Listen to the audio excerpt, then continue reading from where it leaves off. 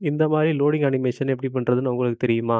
தெரியலனா no problem. இன்னைக்கான video அத பத்தி தான். இங்கே நான் ஒரு டிவ் எலமெண்ட் ரெடி பண்ணி, அந்த டிவ்வுக்கு லோட் அப்படின்னு ஒரு கிளாஸ் நேம் குடுத்துருக்கேன்.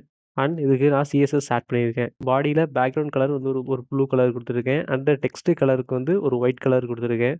அடுத்து இந்த லோட் கிளாஸ செலக்ட் பண்ணிக்கிறேன். இந்த லோட் கிளாஸுக்கு விட்த் ஒரு 100 பிக்சல் வச்சுக்கிறேன். அடுத்து ஹைட் ஒரு 100 பிக்சல் வச்சுக்கிறேன். நெக்ஸ்ட்டு பார்டர் ரேடியஸ் ஒரு 50% குடுக்குறப்ப நமக்கு ஒரு சர்க்கிள் கிடைச்சிரும்.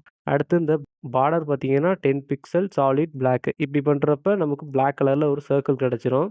And border bottom 10 pixel solid and ஒரு pink colour. And border right 10 pixel 10 pixel solid and ஒரு பிங்க் கலர் குடுத்துக்கிட்டோம்னா, நமக்கு ஆஃப் த சர்க்கிள் பிங்க் கலர்ல கிடைச்சிரும்.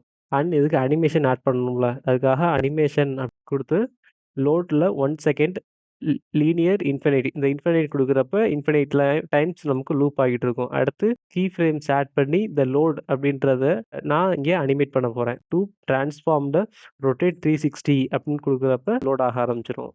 வாங்க இதுக்கான அவுட்புட் செக் பண்ணி பார்க்கலாம். இப்ப பார்த்தீங்கன்னா, நமக்கு லோடிங் அனிமேஷன் ரெடி ஆயிருச்சு. இந்த மாரி யூஸ்ஃபுல்லான டெக் கன்டென்ட்ஸ மிஸ் பண்ணாம இருக்க நம்ம பேஜ ஃபாலோ பண்ணிக்கங்க.